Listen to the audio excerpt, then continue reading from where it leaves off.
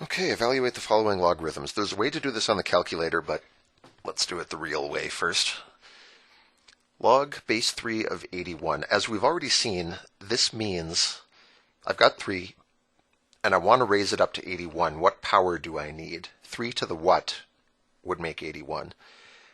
And you can do this just by counting on your fingers. 3 times 3 is 9, times 3 is 27, times 3 is 81. 1, 2, 3, 4 steps.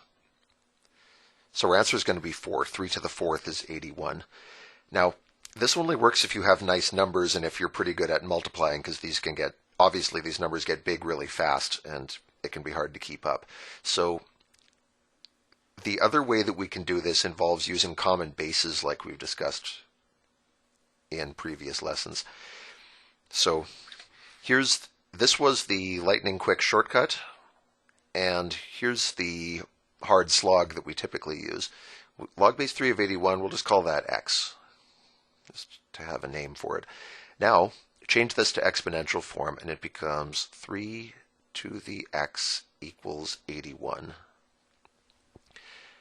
How do we solve these, you remember?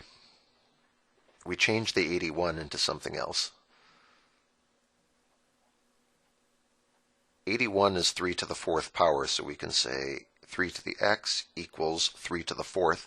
And now we do the thing where we say, if these sides are identical, and these 3's are obviously identical, then x and 4 must be identical. So our answer is 4. So I hope you get to the point where you can do this. You look at this and you go, okay, how many 3's does it take to get to 81? 3, 9, 27, 81. I have 4 fingers up, so the answer is 4. But when the problems are harder and you can't hold everything in your head, this is the formal method we use. Base 4 of 64. I'll just give you a second, or pause the video if you want, and see if you can figure this one out, counting by 4's here. How many multiplications by 4 does it take to get to 64?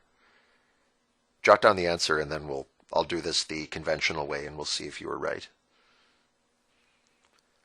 So the conventional way, we call this x, and then turn it into exponential form, which means 4 to the x power equals 64. Logarithm asks, what power do I put on 4 to turn it into 64? 4 times 4 is 16, times 4 is 64, so 64 is 4 to the 3rd. The 4's are identical, therefore x and 3 must be identical.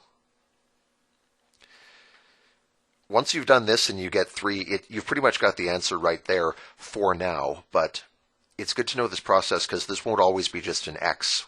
This could be like 5x minus 7, and then you'd have a bunch more work to do before you got to your finished answer. So make sure you know how to do them this way, even though right now it might feel kind of inefficient. Log base 7 of 7 equals x. This one's a bit of an odd answer. Do you see what it is? It's saying 7 to what power would equal 7? Exponential form, it's 7 to the x equals 7. These are already to the same base. The key to this one is recognizing that 7 is 7 to the 1st power. So our 7's are identical. That means x and 1 must be identical.